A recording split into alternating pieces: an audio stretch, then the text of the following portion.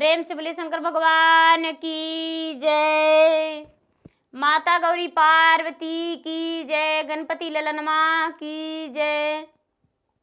गुरु भाई बहना, मैं एक कथा सुनाने जा रही हूँ। इस कथा को पूरा सुनिए और रहस्य जानिए।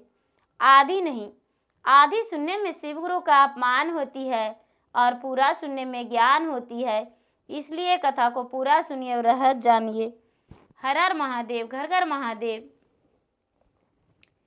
गुरु भाई बहना, एक जंगल में, बहुत बड़ा जंगल था और उस जंगल में एक ऋषि मुनि रहते थे और ऋषि मुनि के पास बहुत सारा शिष्य पढ़ाई करते थे।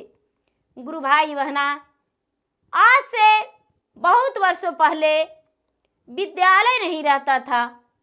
लोग वन में ऋषि मुनि के पास पढ़ाई करते थे और ज्ञान लेते थे।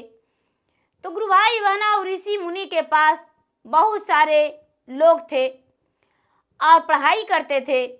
ऋषि मुनि जो थे, ऋषि मुनि पढ़ाई करके ज्ञान देते थे, शिक्षा प्रदान करते थे सभी बालकों को। तो गुरु भाई बहना, ऋषि मुनि पढ़ाई करवा रहे थे और बहुत सारे छात्रों जो थे, छात्रों सुन रहे थे। जब छात्रों सुन रहे थे तो ऋषि मुनि अपने शिष्य से बताने लगे कि सुनो, आज के दिन हम तुम्हें एक कहानी सुनाते हैं।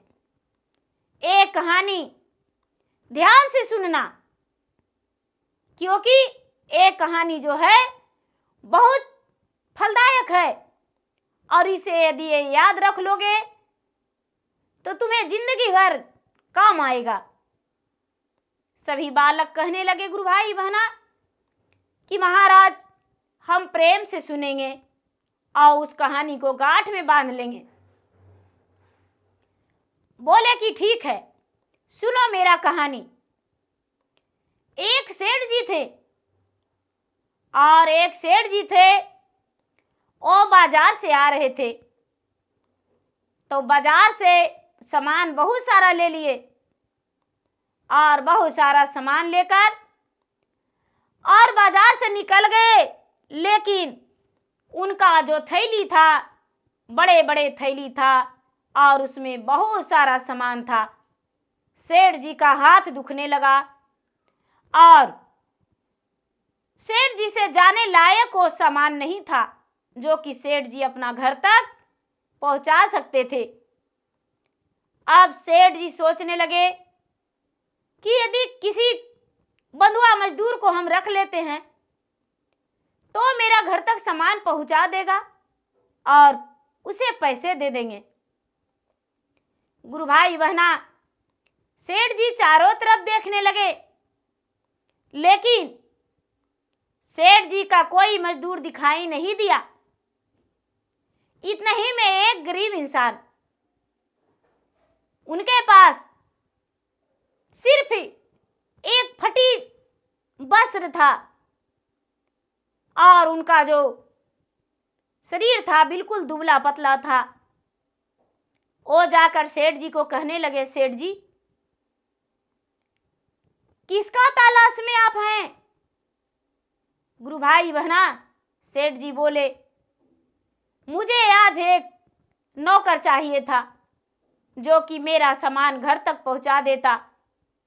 गुरु भाई बहना, ए नौकर बोले, देखिए सेठ जी, हम तो आपका बात मान लेंगे, आपका सामान पहुंचा देंगे, लेकिन मेरा शर्त मानना होगा। सेठ जी बोले, बोलो कितना पैसा चाहिए? वो जो नौकर था, वो बेचारा गरीब इंसान, वो बोला, पैसा तो कोई पता नहीं कितना आप दीजिएगा, आप जो देंगे वही हम रख लेंगे, लेकिन रास्ता में चलते चलते या तो आप मुझे कहानी सुनाएंगे या तो आपको मैं सुनाऊंगा। आप यदि सुनाएंगे तो हम सुनेंगे और नहीं तो हम सुनाएंगे तो आपको सुनना पड़ेगा। गुरु भाई बहना, सेठ जी बड़े डांट कर और उससे जो बेचारा नौकर बन के आया था उसे डांट कर बोले, जा जा, तेरे जैसा और कोई मुझे मिल जाएगा। लेकिन ऐसा गुरुजी कह रहे हैं बालक से, जो उनके पास विद्यार्थी था, शिष्य था, उससे कह रहे हैं कि ऐसा जब डांट दिए वो सेठ जी, तो जो बालक था, वो जो नौकर था, नौकर वहां से हट गया। लेकिन सेठ जी चारों तरफ निराने लगे तो कोई भी सेठ जी के पास दिखाई नहीं दिया। अब थोड़ी देर के बाद वही व्यक्ति फिर से सेठ जी के पास आ जाते हैं और आकर बोलते हैं, सेठ जी क्या हुआ, मेरा बात पर यदि आप एग्री हैं तो आपका सामान आपका घर तक हम पहुंचा देंगे, और यदि आप इस बात से सहमत नहीं हैं तो कोई बात नहीं, अब हम अपना घर जा रहे हैं। गुरु भाई बहना, ऐसा बात सुनकर सेठ जी बोले कि अरे ये तो यही अकेला है, कोई बात नहीं, अब घर जाने के लिए तो इसे ही इसका बड़बड़ी सुन लेंगे। सेठ जी क्या किए, उसे बोले ठीक है, मेरा थैला उठाओ और मेरा घर पहुंचा दो, जो भी सुन लेंगे तुम्हारा बात। अब गुरु भाई बहना, वो जो बेचारा नौकर बन के जा रहा था, दोनों थैली उठा लिया और उठाकर चलने लगा। कहने लगा, ए सेठ जी, रास्ता में चुप ही चलना है क्या, कुछ तो बातें कीजिए।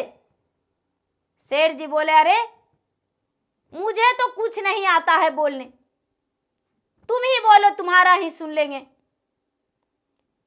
अब ये जो नौकर था वो बड़बड़ाने लगा, लेकिन उसका बात सेठ जी अनसुना कर दिए। धीरे धीरे थोड़ी दूर 1 किलोमीटर पर उनका घर था, पहुंच गए। सेठ जी बोले कि भाई मेरा थैली रख दो और लो, तू रुपये ले लो, घर जाओ। रुपये लेने से पहले ये जो नौकर थे, दुबले पतले इंसान, कहते हैं, सेठ जी मेरा कहानी कैसा लगा। बोले, तेरा कहानी हम सुन नहीं रहे थे, तू तो बड़बड़ाते आ रहा था, मैं तो कुछ दूसरा चीज सोच रहे थे। अब ऐसा बात जब ऐसा सेठ जी बोले, ते जो बेचारा गरीब इंसान था, नौकर बना हुआ, वो बोला, सेठ जी एक बात मेरा गांठ में बांध लीजिए, आपका कल मृत्यु है, समझ गए, आप कल मरने वाले हैं। सेठ जी तो भौचक्के रह गए और मन ही मन सोचते हैं कि अरे ऐसे कैसे हो सकता है, कल मेरा मृत्यु कैसे हो सकता है, नहीं, ऐसा नहीं हो सकता है। लेकिन गुरु भाई बहना, सेठ जी बोले, हाँ तो क्या, मरने वाले हैं तो क्या तुम मुझे रोक दोगे। बोले, सेठ जी मेरे जाने के बाद आप पछताइएगा नहीं, आपका मृत्यु निश्चित है, तय है, कल मृत्यु आ जाएगा। कहने लगे, तब सेठ जी सोचे कि अरे ये अचानक कैसे कह रहा है। सेठ जी बोले कि तो क्या करूं। अब बोले, देखिए आपका तो मृत्यु आ ही रहा है और आप मर भी जाइएगा, लेकिन जमदूत जो है आपको ले जाएगा यमलोक। तो यमलोक में यमराज के सामने आपको पूछा जाएगा कि बोलिए आप नर्क लेंगे या स्वर्ग। तो आप यही कहिएगा कि नर्क और स्वर्ग वो मैं कुछ नहीं जानता हूं, नरक तो मिलवे करेगा, हम भुगतने को लिए नरक तैयार हैं, जो मैंने बुरे कर्म किया होगा तो नर्क तो मुझे मिलेगा, लेकिन जो मैं अच्छे कर्म किया होगा वो अपने आंखों से देखना चाहता हूं। अच्छे कर्म में। बोले कि ठीक है, और वो वहां से चल दिए। अब राजा, वो जो सेठ जो थे, सेठ चिंतित हो गए और चिंतित होकर मन ही मन सोचने लगे कि अरे अब क्या करें, अब तो मुझे कुछ समझ में नहीं आ रहा है। रात बीत गया, सेठ जी चिंता के मारे भोजन नहीं किए। सेठाइन बड़े प्यार से बोली सेठ जी को, सेठ जी आप इतने उदास क्यों हैं? सेठ जी बोले, पल दो पल का मेहमान हूं मैं, अब तो मैं दुनिया से जाने वाला हूं, खाना खाकर क्या करना। सेठाइन को मजाक लगा, हंसी ठिठोली में सेठाइन उड़ा दी। सवेरा हुआ, सवेरा होते ही सेठ जी का मृत्यु हो गया। सेठ जी यमलोक में चले गए। जो यमदूत थे धर्मराज जी के पास इनका प्राण को लेकर गए और धर्मराज जी पूछे कि बोलो सेठ, तुम्हें कहाँ रहना है, नरक या स्वर्ग? अब ये सेठ जी सोचते हैं कि वो दुबले पतले मजदूर इंसान था, वो बोला था, वही बात हम बोल देते हैं।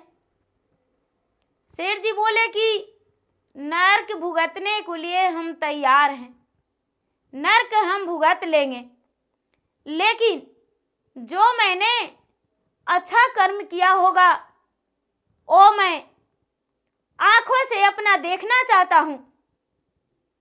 धर्मराज जी अपना किताबें उलट कर देखने लगे तो कहते हैं कि आंखों से दिखाने के लिए मेरे पास तो कुछ बचा ही नहीं है।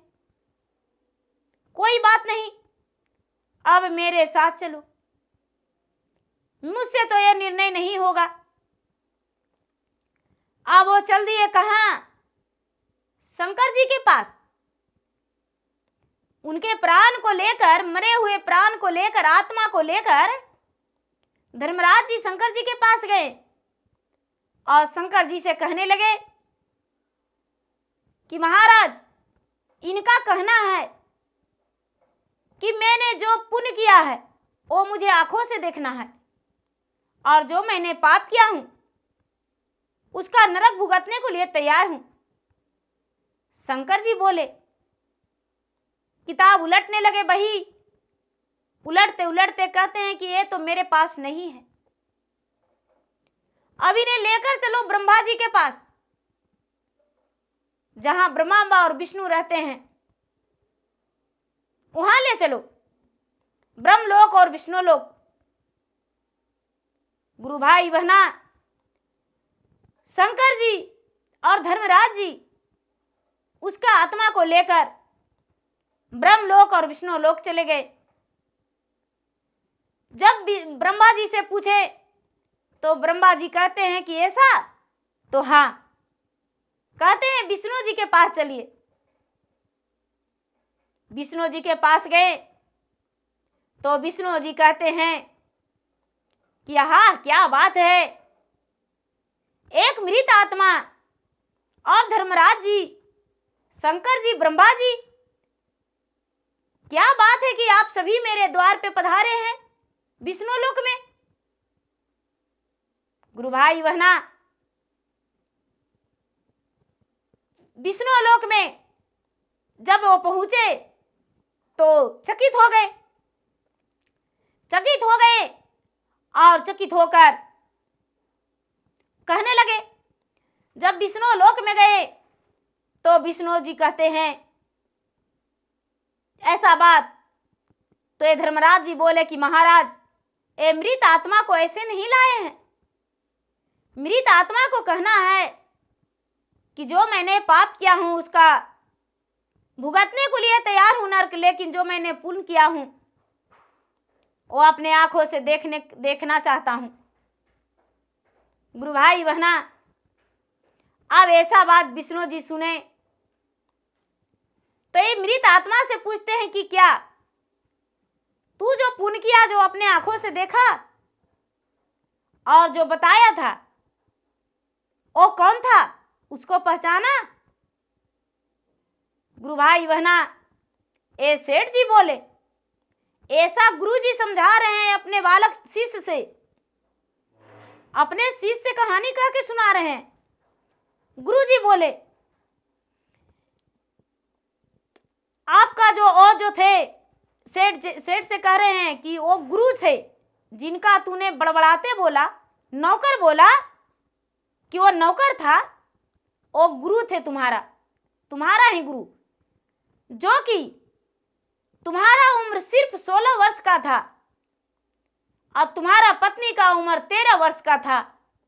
उस वक्त तूने गुरु का ज्ञान लिया था, जिसे गुरु सिख कहते हैं, और गुरु का ज्ञान लिया था। वही गुरु तुम्हारे पास तुम्हारा मदद करने के लिए एक नौकर बन के तुम्हारे पास पहुंचे और कितना ज्ञानवर्धक कहानियां सुनाए, लेकिन उनकी सारी बात अनसुना कर डाला और अनसुना करके एक भी बातें नहीं सुना। इसीलिए वो तुम्हें बताए और मदद करने के लिए गए, लेकिन उनसे तू मदद सिर्फ एक मजदूर का नियम से लिया और कुछ नहीं। इसीलिए उनका बात ये याद है तो ये भी सुन लो कि वो तुम्हारा गुरु थे और जो तूने किया वो आंखों से देख रहा है। दान पुण्य किया तो मेरे पास साधारण मानव नहीं आते हैं, सबका नरक या स्वर्ग मिलता है। विष्णु लोक और ब्रह्म लोक और शंकर जी और ब्रह्मा जी, विष्णु जी के दर्शन नहीं मिलता है, लेकिन तूने अच्छा कर्म किया था, इसीलिए तुम्हारा ये सब दर्शन हुआ। गुरु भाई बहना, ऐसा बात कह के और समझाए गुरुजी अपने शिष्य से, बालक से सुना रहे थे कहानी और सुनाकर समझाकर और बालक को अच्छे अच्छे ज्ञान दिए और ज्ञान देकर वो जो गुरुजी थे, ज्ञान देना ही उनका धर्म था और जंगल में रहते थे और सबको पढ़ाई करवाते थे। तो गुरु भाई बहना, कब किस रूप में भगवान दर्शन देते हैं, गुरु दर्शन देते हैं, किस रूप में भगवान सहारा हो जाते हैं, वो कोई अता पता नहीं। एक यदि भिखारी भी है तो उसका भी बात थोड़ा सा सुन लेना चाहिए। गुरु भाई बहना, ये नहीं कि उनका बात मैं अनसुना कर दूं, हो सकता है वो कुछ ऐसा बता दें कि जिंदगी में वो बात मुझे काम दे दे। इसीलिए हर कोई की बात अपने दिल में बसाकर और छुपाकर रखना चाहिए। जैसे कि वो सेठ जी को वो भगवान, उनका गुरु आए, दर्शन दिए, उनका मदद भी किए, उनका हर ज्ञान शिक्षा प्रदान किए, लेकिन सेठ जी का पता नहीं चला था। लेकिन उनका लास्ट बात सेठ जी को पता चला और याद रख लिए, और वो याद नहीं रखते तो भगवान से दर्शन नहीं होता। तो गुरु भाई बहना, मेरा वीडियो अच्छा लगे तो मेरा वीडियो का लाइक करें, शेयर करें, सब्सक्राइब करें और